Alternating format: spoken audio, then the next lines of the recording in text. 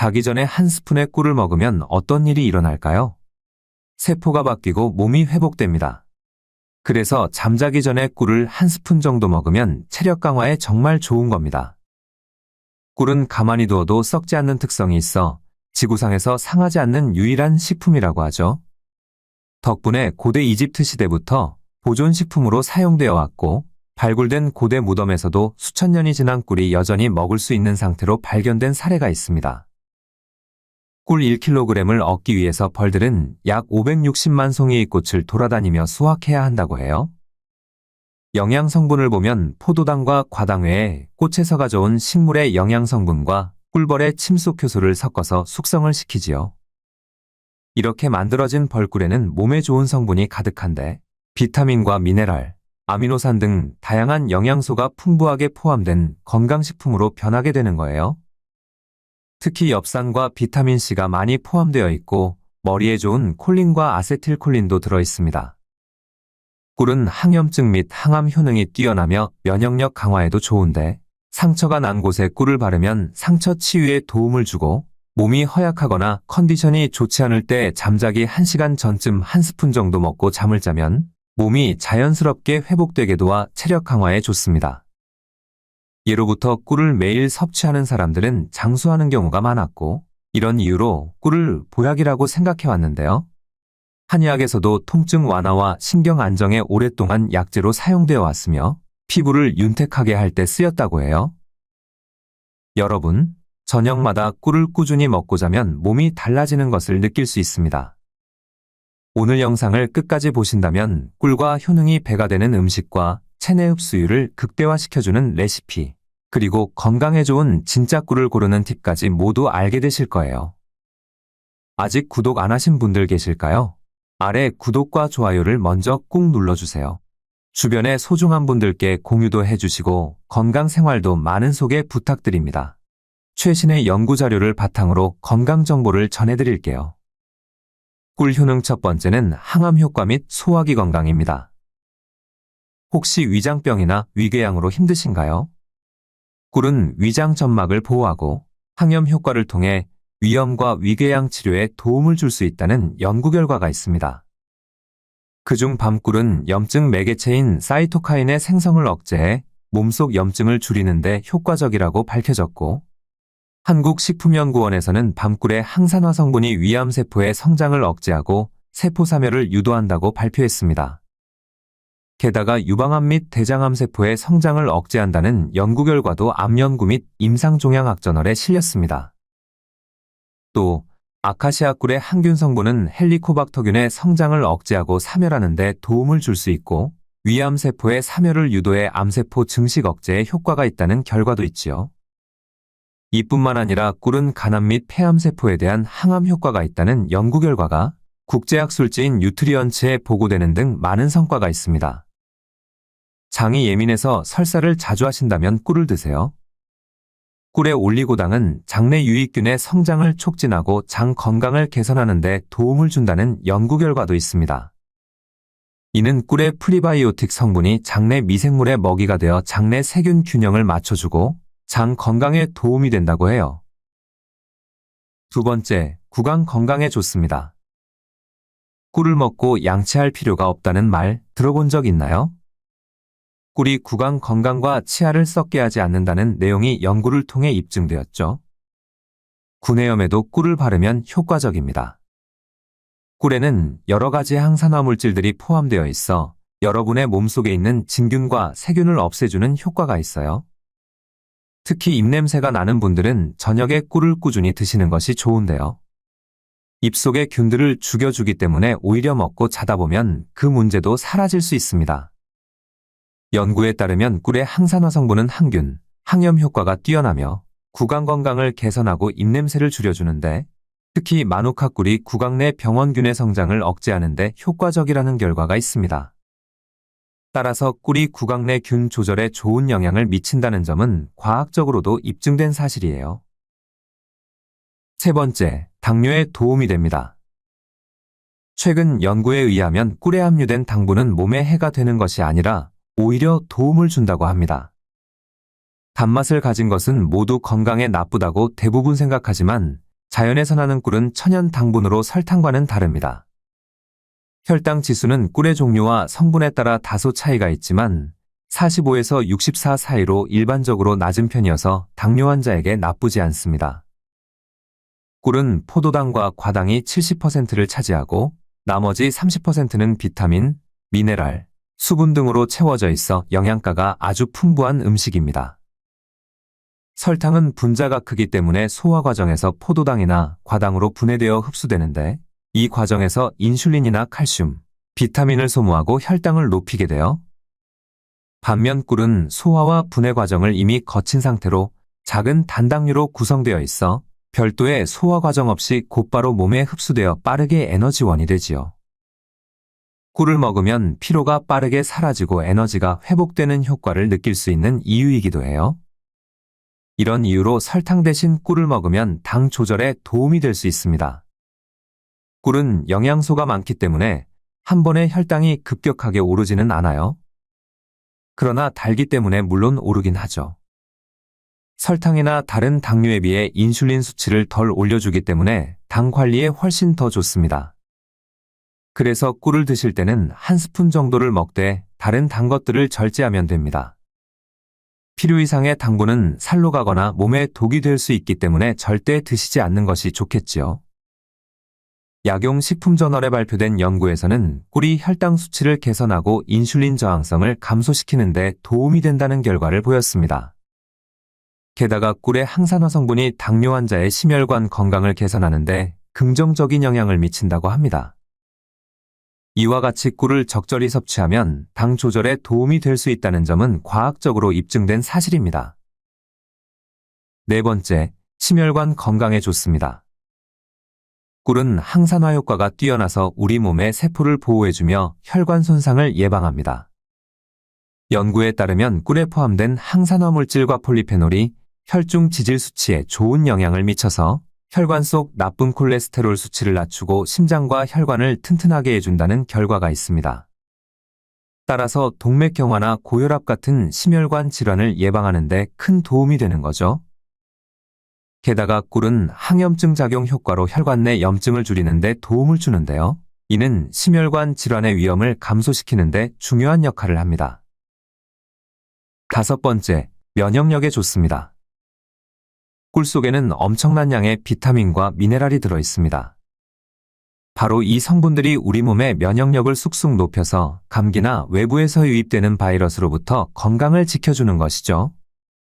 연구에 따르면 꿀에 포함된 비타민C와 다양한 미네랄 등 꿀의 항균 성분, 특히 아연과 셀레늄은 면역 체계를 강화해 감염을 예방하고 항산화 작용을 통해 바이러스의 활동을 억제해 체내 염증 감소에 효과적이라는 결과를 보고했습니다.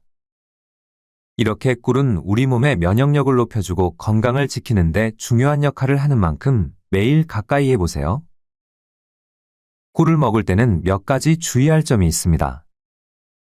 여러분은 꿀을 뜰 때 어떤 숟가락으로 덜어 드시나요? 새로 된 숟가락을 사용하면 산화가 촉진될 수 있습니다. 철과 같은 금속이 꿀의 성분과 반응하여 색과 맛에 영향을 미칠 수 있기 때문이죠. 이제부터 새 숟가락보다는 나무나 플라스틱으로 된 것으로 사용해보세요. 또 침이나 물기가 묻은 도구를 사용하면 꿀이 변질될 수 있으니 주의해 주시고요. 꿀은 어린이 건강에도 도움을 줍니다. 혈액을 건강하게 하고 성장에 좋은 영향을 주죠. 또 설사 개선이나 기침 등에도 유익하다고 평가되고 있어요.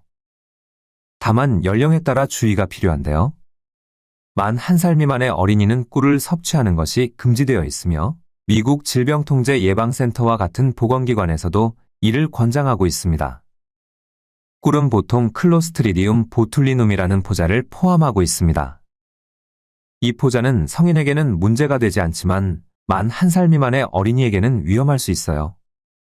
이는 아기의 면역 체계가 충분히 발달하지 않아서 이 포자가 장내에서 발화하고 독소를 생성할 수 있기 때문입니다. 꿀의 하루 섭취량에 대한 공식적인 권장량은 없지만 일반적으로 성인은 한두 스푼 정도 먹는 것이 적당하고 어린이의 경우 만 1살 이상부터는 하루에 한 큰술 정도가 적정하다고 합니다.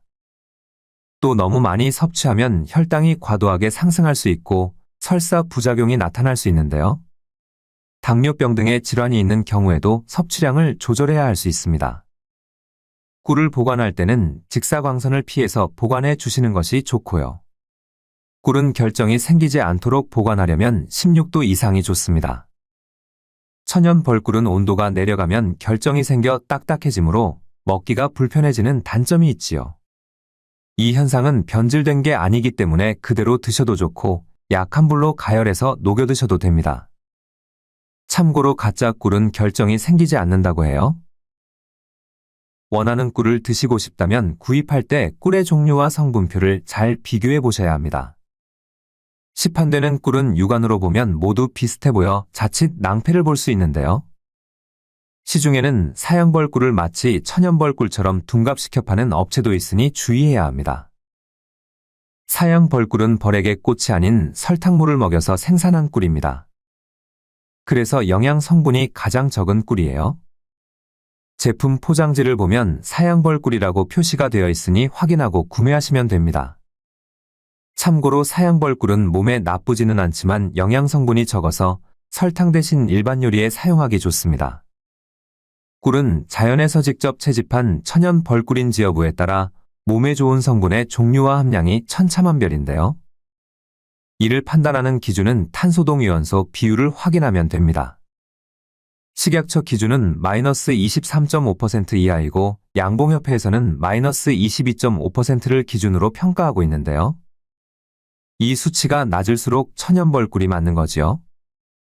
보통 마이너스 22.5에서 마이너스 33% 범위라고 합니다. 이 수치는 제품 라벨을 살펴보면 식품 유형에 표기되어 있으니 탄소동위원소 비율을 꼭 확인하고 구입하세요. 천연벌꿀은 크게 두 종류로 나눌 수 있는데 일반 꿀과 숙성꿀이 있습니다. 일반 벌꿀은 3일마다 벌집에서 채취한 것을 말하며 농도가 약간 묽기 때문에 열을 가해 농축시켜 생산합니다. 그래서 농축꿀이라고도 해요. 또 공정상 열을 가하기 때문에 일부 영양 성분이 파괴되는 단점도 있지요. 이에 반해 숙성꿀은 15일 이상 벌집에서 숙성된 꿀입니다. 숙성꿀은 벌의 턱에서 분비되는 효소인 파로탁스가 숙성 과정에 도움을 주며 영양 성분을 증가시키는 역할을 합니다. 이보다 더 좋은 꿀로 완숙꿀이 있습니다. 완숙꿀은 50일 이상 숙성된 꿀로 일반 벌꿀과 숙성꿀보다 더 많은 영양 성분을 함유하고 있어요. 완숙꿀은 벌들이 수집한 꽃의 꿀을 꿀집에서 50일 이상 자연적으로 숙성시키는 과정을 거치며 이를 통해 벌의 효소가 작용하여 꿀의 맛과 영양이 더욱 풍부해집니다. 연구에 따르면 완숙꿀은 항산화 물질과 비타민, 미네랄, 그리고 폴리페놀과 같은 유익한 성분이 더 많이 포함되어 있어 면역력 증진에 효과적이라고 해요. 또 염증 완화와 소화 개선, 항균 효과 등 다양한 건강 효능을 지니고 있다는 연구 결과도 있습니다. 게다가 숙성 과정에서 꿀의 pH가 낮아지면서 약산성을 띠게 되는데 이로 인해 자연적인 방부 효과가 생기고 이는 꿀의 보존 기간을 늘리는 데도 도움이 되지요. 전 세계에는 무려 320종 이상의 꿀이 있다는 사실, 놀라울 정도인데요. 벌이 어떤 꽃에서 꿀을 가져오는지에 따라 꿀의 종류와 효능도 달라집니다. 우리나라에서는 대표적으로 밤꿀과 아카시아 꿀, 자파꿀, 피나무 꿀, 유채꿀 등을 쉽게 접할 수 있지요. 꿀은 종류별로 염증 효과와 면역세포 조절 능력이 다른데요. 특히 밤꿀에는 폴리페놀과 플라보노이드가 가장 많이 함유되어 있고 위염에 좋습니다. 또 향긋한 아카시아 꿀은 헬리코박터균에 대한 항균 효과가 뛰어나다고 합니다. 몸속 염증 치료에는 무엇보다 완숙꿀을 으뜸으로 꼽습니다. 따라서 건강을 위해 꿀을 선택할 때는 가격 부담은 있지만 완숙꿀을 고려하는 것도 좋겠네요. 꿀은 그 자체로도 좋은 효능이 높지만 다음과 같은 음식과 함께 먹으면 보약이 됩니다. 첫 번째는 바로 우유입니다. 불면증으로 고생하시나요? 따뜻한 우유와 꿀을 저녁에 함께 드시면 딱 해결됩니다.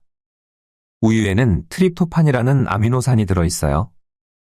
트립토판은 우리 몸속에서 세로토닌 신경 전달 물질로 바뀌는데 이 세로토닌은 행복 호르몬으로 불리기도 하죠.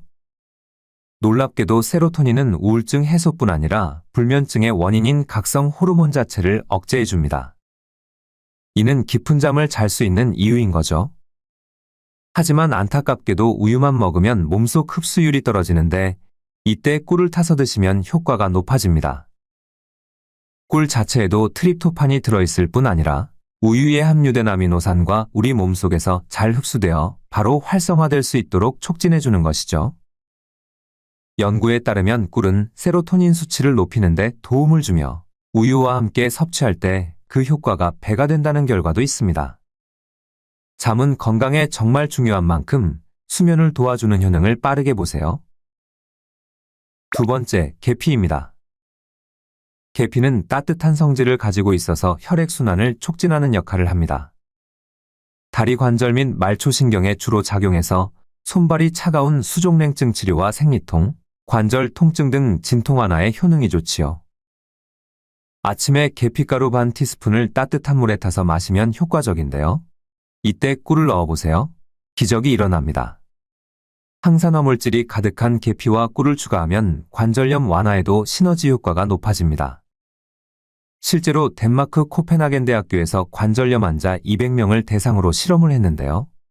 매일 아침 공복에 꿀과 계피가루를 섞어 먹게 한 결과 예전에는 가볍게 걷거나 움직이는 것조차 힘들었던 사람들마저 통증이 완화되었고 참가자들 중 3명은 단 일주일 만에 통증이 개선되었다고 합니다. 게다가 한 달이 지나자 거의 대부분 환자들의 관절염이 호전되었다고 합니다. 이는 계피를 복용한 환자의 관절 부위의 혈액순환이 개선되면서 얻어진 것으로 이를 통해 어깨나 무릎 관절에 통증이 있는 경우에는 특히 계피가 보약이 될 수 있다는 것을 보여주는 사례죠. 계피는 혈당을 낮춰주기 때문에 꿀과 함께 드시면 건강하게 당분을 섭취할 수 있는데요. 계피에 가득한 항산화 물질들이 꿀의 항염 효과를 극대화하고 혈관 내 염증 수치를 낮춰줍니다. 따뜻한 성질의 꿀과 계피가 함께하면 혈액순환을 도와 평소 손발 저림이 있거나 수족냉증이 있는 분들의 증상 완화에 아주 좋습니다. 꿀과 계피가루를 복용한 시니어들은 대조군에 비해 더 민첩하고 유연성이 있었다는 실험 결과도 있지요. 게다가 계피의 강력한 진통 효과까지 더해지면 관절염이나 팔다리 근육의 통증도 해소할 수 있으니 계피꿀차 꼭 기억해서 드셔보세요. 계피는 국내에서는 재배되지 않고 주로 중국과 베트남, 인도네시아산이며 대부분 베트남에서 80%를 생산합니다. 실론 계피는 스리랑카에서 생산되는 실론 시나몬이 풍미가 좋다고 해요. 섭취 시 주의할 점도 있는데요. 과다하게 먹으면 두통이나 위장장애가 생길 수 있으니 주의해야 되고 종류에 따라서는 간에 무리가 될 수 있으니 무조건 많이 드시는 것은 절대 안 됩니다. 계피에는 과다 섭취하면 간 독성을 유발하는 쿠마린 성분이 포함되어 있는데 실론 계피는 쿠마린 함유량이 낮은데 반해 카시아 계피에는 다량 함유되어 있어요. 때문에 차로 드실 때에는 수정과에 넣는 카시아 계피는 피해야 합니다. 카시아 계피는 실론 시나몬과 동량 비교했을 때 간 독성 수치가 높기 때문에 주의해서 섭취해야 하며 한 번에 많이 드시는 것은 절대 안 됩니다. 마트에서 파는 대부분의 계피를 보면 두꺼운 껍질로 말려져 있지요. 바로 카시아 계피가 대부분이랍니다. 실론 시나몬은 단맛이 강한 반면 카시아 계피는 매운맛이 강한데요. 실론 시나몬의 하루 섭취량은 5g 정도가 적당합니다. 또 체질에 따라 알레르기 반응도 생길 수 있으니 주의해 주세요. 계피꿀차 만드는 방법입니다. 꿀과 시나몬 가루를 4:1 또는 8:1 비율로 섞어줍니다. 예를 들어 4:1로 배합한다면 꿀 400ml와 실론 시나몬 가루 100g이 필요하겠죠. 잘 섞어준 다음 3일간 숙성시키고 따뜻한 물에 한두 스푼 넣어 희석해서 마시면 됩니다. 또는 물 1컵에 꿀 1큰술과 실론 시나몬 반 티스푼을 타서 마셔도 좋습니다. 계피에 들어있는 폴리페놀은 인슐린 저항성을 개선하는 데 좋은 성분이며 따뜻한 물과 함께 섭취할 때 흡수율이 더 좋아진다고 해요. 또 꿀과 계피를 섞으면 면역력을 향상시키는 항체 생성을 촉진하여 기침이나 감기와 같은 질환 예방에 큰 효과를 볼 수 있습니다. 커피를 마실 때에도 실론 계피가루 반 티스푼을 넣으면 맛과 향뿐만 아니라 보다 건강하게 드실 수 있답니다. 꿀과 함께 먹으면 보약이 되는 음식 세 번째는 생강입니다. 생강은 건조한 기침을 보습하는 작용이 있기 때문에 폐를 따뜻하고 촉촉하게 만들어 만성기침에 사용하면 보약이 됩니다. 차가운 공기가 코를 통해 들어오면 기관지가 냉해지면서 근육이 수축해 기침을 하게 되죠. 이때 생강이 호흡기의 혈류를 촉진시키고 묽은 가래를 없애주는 효능이 있습니다. 생강을 잘게 썰어 꿀에 재워두었다가 따뜻한 물에 한 스푼씩 타서 드시면 좋습니다. 또 먹는 타이밍도 중요한데 아침에 드시는 것이 좋다고 해요. 생강은 기를 발산시켜 체온을 올려주고 신진대사를 끌어올리기 때문에 밤에 섭취하면 불면증을 유발할 수 있는 거지요. 단 감기로 열이 나는 경우에는 드시면 안 되고요. 평소에 열이 많은 체질이나 당뇨가 있다면 섭취에 주의가 필요합니다. 우유를 좋아하신다면 꿀과 생강청을 넣은 라떼를 만들어 보세요. 달콤하면서도 든든하고 따뜻해서 몸을 데우는데 아주 좋습니다. 꿀생강 라떼는 얼마 전 MBC 프로그램에서 소개된 후로 점점 입소문을 타기 시작하면서 인기가 많아졌어요. 그 비결은 바로 풍부한 영양과 달콤하면서도 고소한 맛을 동시에 누릴 수 있기 때문일 텐데요. 무엇보다 생강과 계피는 모두 따뜻한 성질을 지니고 있어 우리 몸의 혈액순환을 촉진해주죠. 또 앞서 언급했듯이 꿀과 우유의 조합도 무시할 수 없어요. 우유에 풍부한 칼슘과 트립토판 성분은 꿀과 만나면 체내 흡수율이 높아집니다. 불면증이 완화되고 골다공증 예방에도 큰 도움을 주지요. 무릎 관절이 시리거나 콕콕 쑤시고 어깨를 잘 쓰지 못하는 분들은 계피를 넣은 꿀 생강 라떼가 보약이 될 수 있습니다. 만드는 방법도 간단한데요. 꿀 한 스푼과 우유 한 컵, 생강청 한 작은술, 계피가루를 약간 준비합니다. 우유를 꿀과 함께 드시면 위를 따뜻하게 해주고 소화를 돕기 때문에 우유를 먹으면 탈이 나는 분들도 증상을 완화해준다고 하니 크게 걱정하지 마세요. 또는 일반 우유 대신 유당 걱정이 없는 락토프리 제품을 준비하셔도 됩니다. 따뜻하게 데운 우유에 준비된 재료를 넣고 계피가루를 뿌리면 꿀 생강 라떼가 완성됩니다. 꿀 생강 라떼는 특히 아침에 드시면 효과가 더 높아지는데요. 생강이 체온과 신진대사를 끌어올리기 때문이죠. 또 오후 늦게 드신다면 잠자리에 들기 4-5시간 이전에 마시는 걸 추천드려요. 몸이 더워지면 오히려 잠에 들기 어려울 수 있거든요. 고소하고 달콤한 생강 라떼로 활력을 높여보세요. 네 번째, 무입니다. 무는 기온이 내려갈수록 달콤한 맛이 더해지고 영양이 풍부해집니다. 특히 가을과 겨울에 먹는 무는 인삼보다 좋다는 이야기가 틀린 말은 아닌 거죠. 날이 추워지면 감기로 인한 기침과 통증 등으로 기관지가 상하게 될 뿐만 아니라 폐 기능이 약해지게 되는데 특히 가래가 많이 생기면 바이러스가 증식하기 좋은 환경이 되기 때문에 꼭 해결해야 합니다. 이때 무와 꿀을 함께 드시면 폐와 기관지가 튼튼해지고 호흡도 편안해져서 기침과 가래 등을 가라앉혀 면역력에 아주 좋은 보약이 됩니다. 무의 맵고 아린 맛은 신이 그린 성분 때문입니다. 이 성분은 항염 효과가 있어 기관지를 튼튼하게 강화시키고 가래를 묽게 만들어주는 등 호흡기 질환의 증상을 완화하는 데 효과적입니다. 게다가 무에는 면역력 강화의 최고인 비타민C도 풍부한데 꿀과 함께 드시면 엄청난 시너지 효과를 발휘하게 되지요.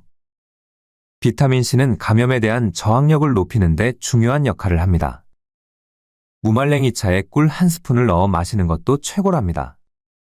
특히 껍질 부분에는 비타민C가 풍부하므로 꼭 함께 사용하시는 것이 좋고요. 무꿀즙 만드는 방법은 깨끗이 씻은 무를 껍질째 잘게 채 썰어 꿀을 자작하게 부어준 다음 일주일 정도 상온에 두고 숙성해서 드시면 되는데요. 기침과 가래를 없애주고 면역력에도 최고입니다. 꿀과 함께 먹으면 보약이 되는 5번째, 마늘입니다. 찬바람만 나면 기침과 가래가 끓는 분들이 있으신가요?